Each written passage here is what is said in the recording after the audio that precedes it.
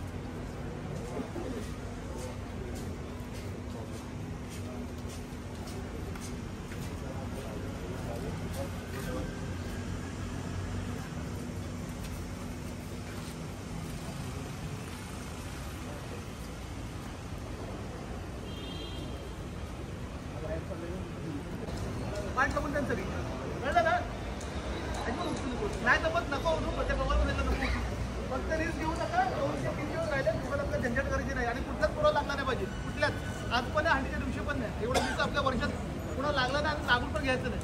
म्हणून माझी पण रिस्क घ्यायची नाही ना.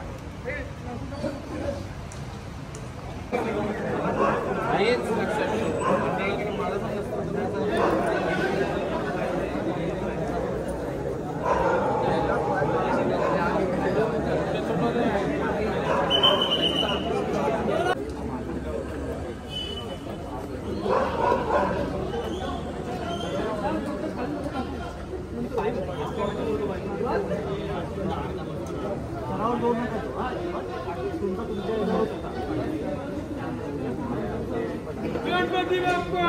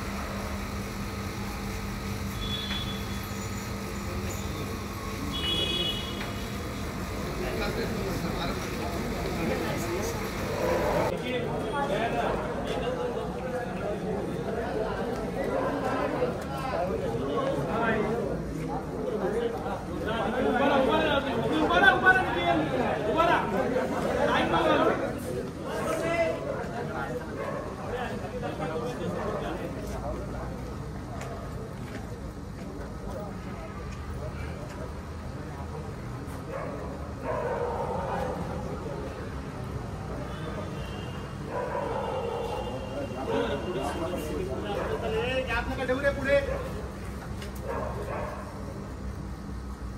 चल पुढे चल पुढे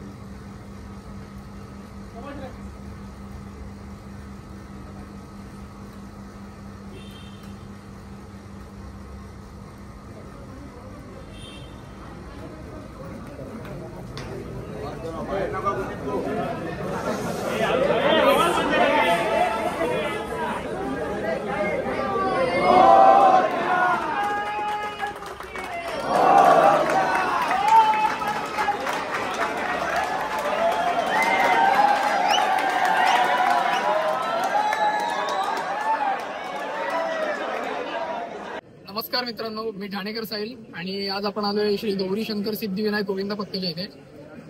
दादा नमस्कार. पहिले तुमचं अभिनंदन, तुम्ही आज 7 थर लावले. मी स्वतः पहिल्यांदा या गोविंद पत्का आलोय भेट द्यायला. तर आपल्या गोविंद पत्काचा इतिहास आपल्या युट्यूब चॅनलवरती तुम्ही 2001 पासून आमच्या मंडळाची स्थापना झाली. 2001 ला पहिल्यांदा आम्ही 6 थर लावले.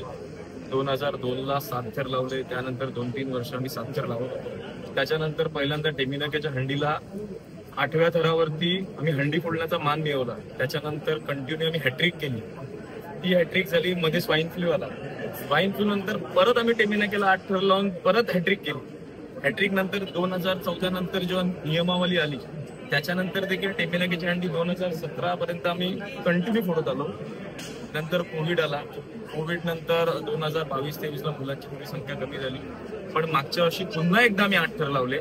यावर्षी देखील आमचा प्रवास त्याच वाटेने चालू आहे. यावर्षी देखील आम्ही सगळ्या ठिकाणी 8 थर लावून उतरवणार आहे. आणि आमच्या मंडळाचा एक इतिहास आहे जो अजूनपर्यंत ठाण्यात मी नव्हता केलेला, की आम्ही 8व्या थरावरती 8 थर लावून टेमिनाक्याची हंडी ही फोडण्याचा मान हा फक्त आम्हालाच मिळालेला आहे. त्याही वर्षीही आम्ही 8च थर लावणार आहोत. आम्ही कोणतीही रिस्क घेणार नाही आहोत. आम्हाला गोविंदा हा सण एक उत्सव म्हणून साजरा करायचा आहे. कोणतीही स्पर्धा आम्ही करणार नाही. जय आभार.